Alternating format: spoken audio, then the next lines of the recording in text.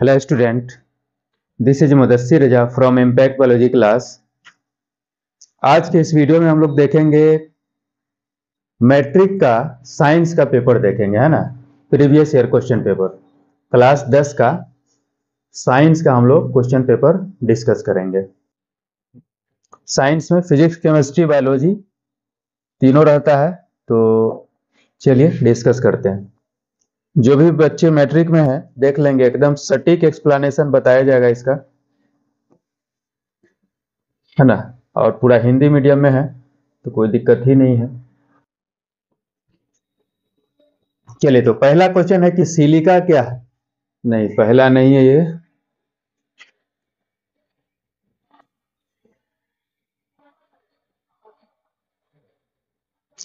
आज के पेपर में हम लोग देखेंगे 2011 से, है ना। गोल्डन का जो गोल्डन प्रकाशक का जो क्वेश्चन बैंक है उसी से हम लोग देखेंगे, उसी से लिया गया है। 2011 का ये देखेंगे हम लोग। 2011, 12 और 13 तीनों एक ही वीडियो में हम लोग देखेंगे। पहले 20-20 ऑब्जेक्टिव पूछा जाता था, है ना, 2015 तक। उसके बाद इसको बढ़ाया गया था। तो चलिए, पहला क्वेश्चन क्या है। निम्नलिखित विकल्पों में से सही विकल्प चुनें। हीलियम कैसा तत्व है। केमिस्ट्री का क्वेश्चन है। हीलियम कैसा तत्व है। हीलियम जो है अक्रिय तत्व है। हीलियम कैसा तत्व है। हीलियम जो है अक्रिय होता है, मतलब वो अभिक्रिया किसी से नहीं करता है, और वो 18वें ग्रुप में पाया जाता है ना, पीरियोडिक टेबल में, आवर्त सारणी में कितना, 18वें वर्ग में पाया जाता है। जल में हाइड्रोजन तथा ऑक्सीजन की परमाणु संख्याओं का अनुपात क्या होता है। जल में हाइड्रोजन तथा ऑक्सीजन तो हम लोग जानते हैं H2O, ये जल का रासायनिक सूत्र है। तो H2 कितना यहाँ पर 2 है, H2 2 है और ऑक्सीजन 1 है, तो क्या हो जाएगा 2 1, है ना। दोनों सेम ही दिया हुआ है, 1 2 इसको करना चाहिए, जो भी हो 2 1 हमारा सही आंसर होगा।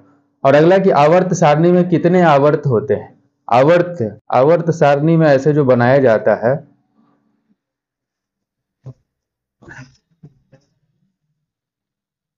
तो ये जो क्षैतिज लाइन है उसको आवर्त कहा जाता है। तो ऐसा कितना होता है, 7 ठो होता है। आवर्त 7 ठो होता है, और वर्ग जो है वह कितना होता है, 18 तक होता है। आवर्त में आवर्त कितना होता है, आवर्त सारणी में 7 गो, और वर्ग कितना होता है, 18 ठो होता है। चलिए, अगला क्वेश्चन है कि सिलिका क्या है इसमें से, है ना।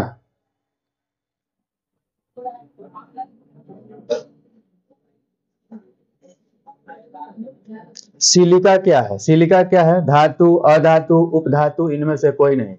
तो सिलिका जो है वह उपधातु है। सिलिका क्या है, सिलिका उपधातु है ना। और अगला क्वेश्चन है कि OH का क्रियाशील मूलक कौन है।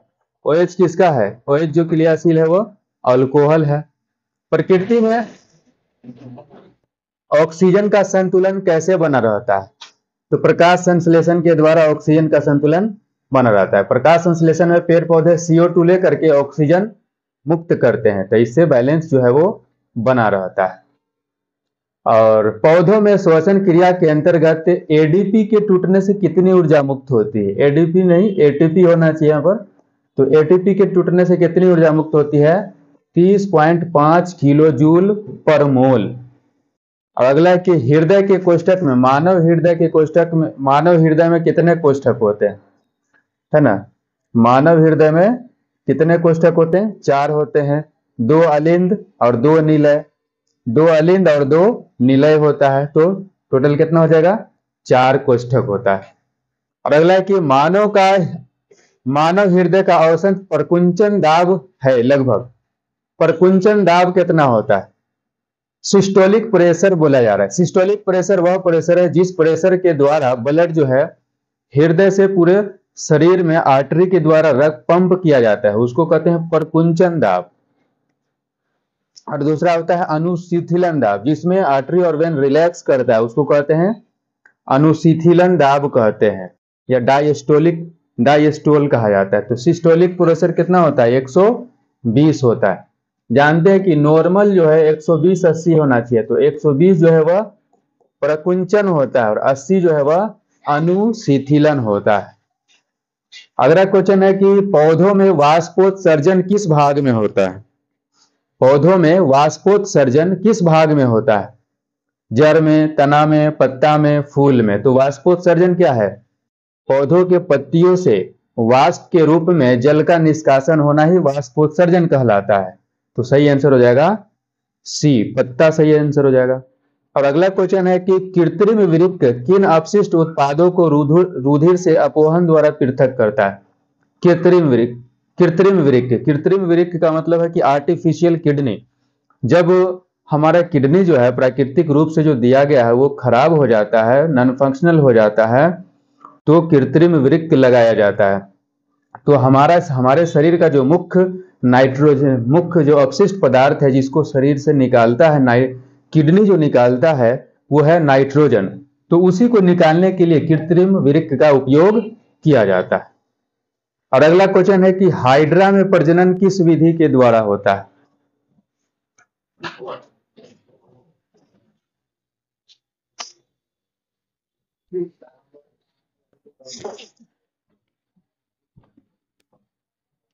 चलिए अगला क्वेश्चन है कि हाइड्रा में प्रजनन किस विधि से होता है? तो हाइड्रा में जो प्रजनन की विधि है वो क्या है? द्विखंडन, मुकुलन, लैंगिक जनन, इनमें से कोई नहीं। तो हाइड्रा में जो जनन की विधि है वो क्या है? मुकुलन के द्वारा होता है ना। और अगला क्वेश्चन है कि किसी माध्यम के अपवर्तनांक म्यू का मान क्या होता है? तो म्यू का मान क्या होता है? साइन आई बटे साइन आर को अपवर्तनांक कहा जाता है ना, साइन आई बटे साइन आर। और अगला क्वेश्चन है कि दाढ़ी बनाने के में कौन सा दर्पण उपयोग किया जाता है? तो दाढ़ी बनाने में कौन सा? अवतल दर्पण का उपयोग किया जाता है।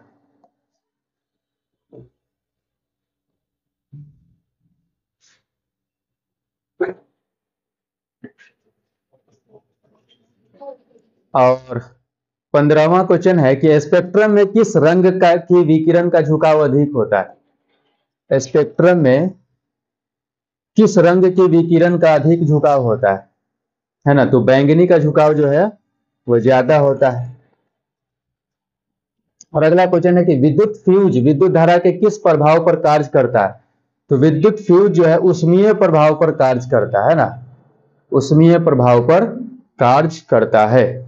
अगला क्वेश्चन है कि किसी कुंडली का प्रतिरोध ज्ञात करने के लिए क्या सूत्र है? प्रतिरोध ज्ञात करने के लिए तो हम लोग ऐसे जानते हैं V बराबर आई आर। तो आर को कर दें V बट्टे आई। कौन ऑप्शन है इसमें सही? आर बराबर V बट्टे आई, ये सही आंसर हो जाएगा। और अगला क्वेश्चन है कि डायनमो से किस प्रकार की धारा प्राप्त होती है? डिस्क धारा, प्रत्यावर्ती धारा, दोनों धाराएं, इनमें से कोई नहीं। तो डायनमो से दोनों तरह की धाराएं प्राप्त की जाती है। और अगला क्वेश्चन है कि डेंगू उत्पन्न करने वाला मच्छर किस तरह के जल में रहता है? तो डेंगू उत्पन्न करने वाला मच्छर जो है वो साफ जल में रहता है। और अगला क्वेश्चन है 20वां कि निम्नलिखित में से कौन बायोगैस ईंधन का स्रोत नहीं है? बायोगैस है ना एक प्रकार का नेचुरल गैस है जो सड़े गले चीजों से प्राप्त किया जाता है, पशु के गोबर वगैरह से भी प्राप्त किया जाता है। जनरली उसमें उसे गोबर गैस कह दिया जाता है। तो बायोगैस ईंधन का स्रोत कौन नहीं है ना? बायोगैस ईंधन का स्रोत कौन नहीं है? लकड़ी भी है, गोबर गैस भी है, कोयला भी है ना। नाभिकीय ऊर्जा जो है वो बायोगैस ईंधन का स्रोत नहीं है।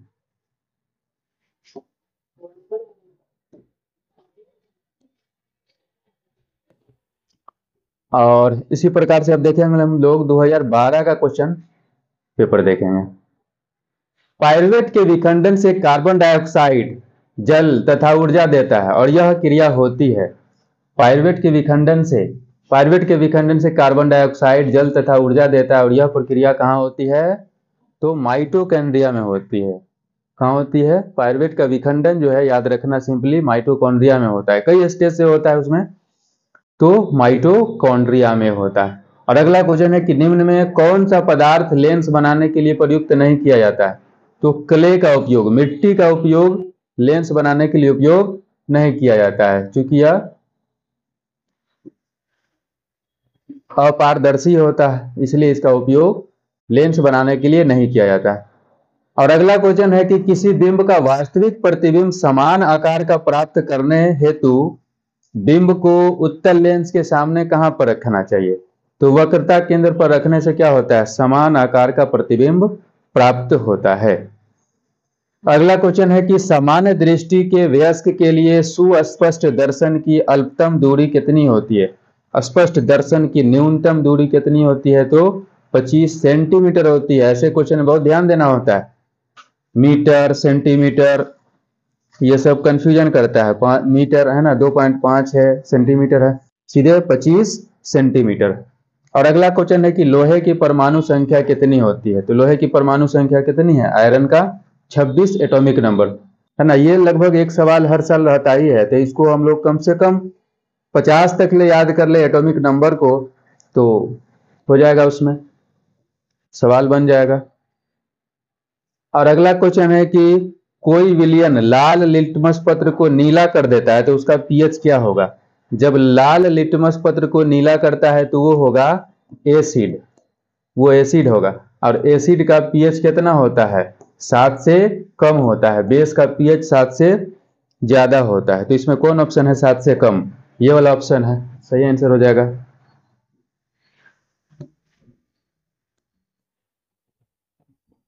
और अगला क्वेश्चन है कि आधुनिक आवर्त सारणी में वर्गों की संख्या कितनी है? तो अभी बताए थे कि आवर्त की संख्या 7 है और वर्गों की संख्या कितनी है? तो वर्गों की संख्या 18 है। और 8वां क्वेश्चन है कि CHO अभिक्रिया मूलक को क्या कहते हैं? तो ये अभिक्रिया मूल को क्या कहते हैं? ये एल्डिहाइड को दर्शाता है ना, एल्डिहाइड हो जाएगा सही ऑप्शन। निम्नलिखित में से कौन सा पद विद्युत परिपथ में विद्युत शक्ति को निरूपित करता है? शक्ति का यहां पर दो फॉर्मूला, वी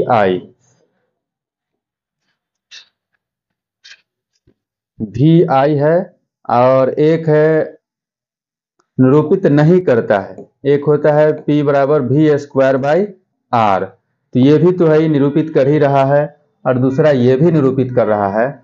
और तीसरा पहला देख लेते हैं, इसमें मान रखेंगे P बराबर, यहां पर मान रखते V का मान रख देंगे तो क्या हो जाएगा? I² बट्टे R। एक R से एक R कट जाएगा तो क्या बचेगा? I² R, बस इतना ही बचेगा। तो ये भी दर्शाता है, ये भी दर्शाता है, ये भी दर्शाता है ना, परिशक्ति को निरूपित करता है। सिर्फ नहीं दर्शाता है तो IR² जो है वो नहीं दर्शाता। और अगला क्वेश्चन है कि विद्युत धारा उत्पन्न करने की युक्ति को क्या कहते हैं? विद्युत धारा उत्पन्न करने की युक्ति को तो जनित्र कहा जाता है। लघु पतन के समय परिपथ में विद्युत धारा का मान कम हो जाता है, स्थिर रहता है, बहुत अधिक बढ़ जाता है, निरंतर परिवर्तित होता है। तो लघु पतन के समय विद्युत धारा का मान जो है वह बहुत अधिक बढ़ जाता है ना, से बहुत ज्यादा क्षति होती है। और अगला क्वेश्चन है कि निम्नलिखित में से कौन जैव मात्रा ऊर्जा स्रोत का उदाहरण नहीं है? फिर वही क्वेश्चन है, जैव मात्रा बायोमास ऊर्जा स्रोत का उदाहरण खोर नहीं है। तो बायोमास का एग्जाम्पल लकड़ी है, गोबर गैस है, कोयला है। नाभिकीय ऊर्जा वो नहीं है, न्यूक्लियर फिजन दूसरा रिएक्शन होता है। और अगला क्वेश्चन है कि कोई तत्व ऑक्सीजन के साथ अभिक्रिया कर उच्च गलनांक वाला यौगिक बनाता है, यह यौगिक जल में विलेय है, यह तत्व क्या हो सकता है? यह तत्व है कार्बन, है सही आंसर है ना।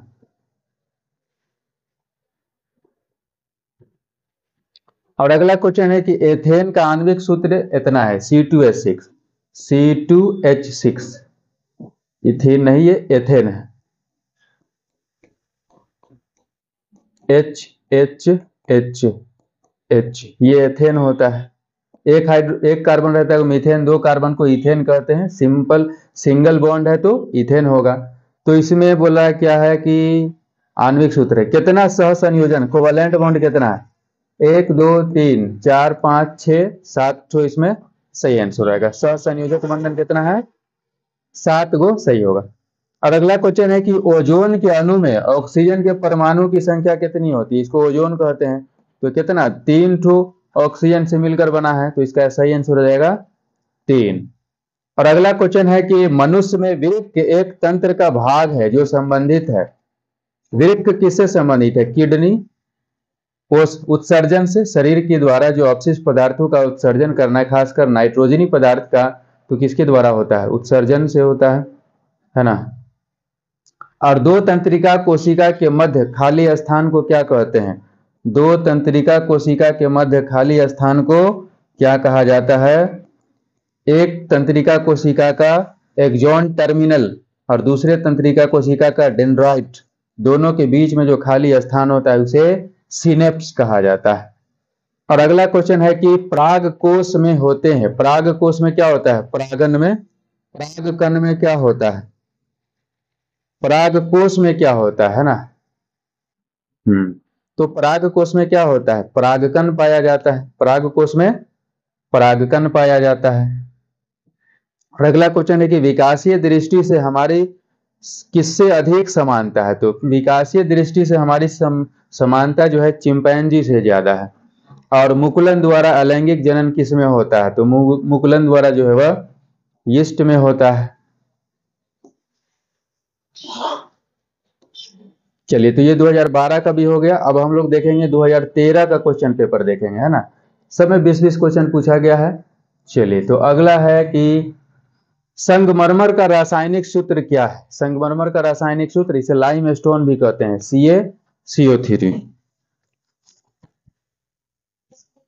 और अगला क्वेश्चन है कि COOH अभिक्रियाशील मूलक को क्या कहते हैं? ये किसका है? एसिड है, यह एसिड का फंक्शनल ग्रुप है, तो इसको अम्ल कहा जाता है ना। प्रकाश संश्लेषण क्रिया में ऑक्सीजन बाहर निकलता है। प्रकाश संश्लेषण क्रिया में ऑक्सीजन बाहर निकलता है, तो प्रकाश संश्लेषण में CO2 भी चाहिए, जल भी चाहिए। तो वो जो ऑक्सीजन निकलता है वो किससे निकलता है? तो वो जो निकलता है ऑक्सीजन जल से निकलता है, CO2 से नहीं, जल से निकलता है ऑक्सीजन, है ना। और अगला है कि मैग्नीशियम पाया जाता है क्लोरोफिल में, लाल रक्त में, वर्णी लवक में, श्वेत रक्तकण में। तो मैग्नीशियम किस में पाया जाता है? क्लोरोफिल में पाया जाता है। और इंसुलिन की कमी के कारण रोग होता है। इंसुलिन की कमी के कारण कौन सा रोग होता है? मधुमेह होता है, डायबिटीज होता है। अगला क्वेश्चन है कि दृश्य प्रकाश में किस वर्ण का तरंगदैर्ध्य अधिक होता है? दृश्य प्रकाश में किस वर्ण का तरंगदैर्ध्य ज्यादा होता है? तो लाल का तरंगदैर्ध्य जो है ज्यादा होता है। विद्युत शक्ति का एसआई मात्रक क्या होता है? तो विद्युत शक्ति का एसआई मात्रक वाट होता है। विद्युत बल्ब का तंतु बना होता है। विद्युत बल्ब का तंतु क्या चीज का बना होता है? टंगस्टन का बना होता है। और अगला है कि नाभिकीय ऊर्जा प्राप्त करने हेतु आवश्यक है। नाभिकीय ऊर्जा प्राप्त हेतु क्या आवश्यक होता है? तो इसमें कोई होगा रेडियोएक्टिव मटेरियल होगा, है ना। यूरेनियम जो है, यूरेनियम का उपयोग किया जाता है नाभिकीय ऊर्जा में, यूरेनियम का उपयोग किया जाता है। ग्लोबल वार्मिंग के लिए उत्तरदायी गैस है। ग्लोबल वार्मिंग किससे होता है? ग्लोबल वार्मिंग के लिए तो हालांकि कई गैस है, लेकिन यहाँ पर जो ऑप्शन एक ही है सही, CO2 सही गैस है ना। N2O होता है, CO2 होता है, CH4 होता है, ये सब होता है, CFC होता है, लेकिन यहाँ पर जो है सिर्फ CO2 हमारे ऑप्शन में है, तो सही आंसर हो जाएगा CO2।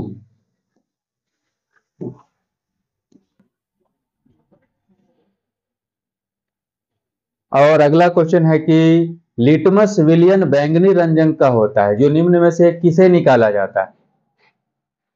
तो लिटमस का उपयोग क्या करते हैं?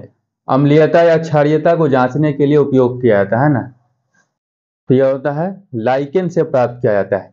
और अगला क्वेश्चन है कि जब सोडियम हाइड्रोक्साइड से रिएक्शन कराना है, NaOH प्लस किससे? जिंक से भी क्रिया करता है। 2 NH यहां पर होगा, तो क्या बनता है? Na2Zn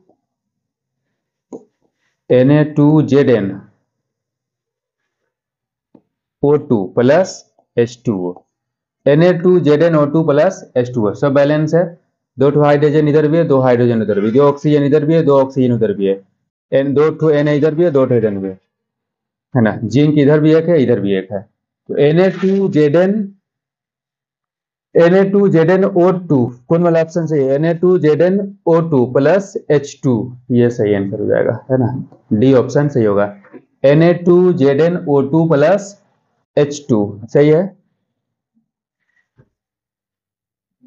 ठीक, चलिए अगला क्वेश्चन है कि किसी भी उदासीन विलयन का पीएच कितना होता है? तो उदासीन विलयन का पीएच 7 होता है। बेकिंग सोडा का रासायनिक सूत्र क्या है? NaCO3।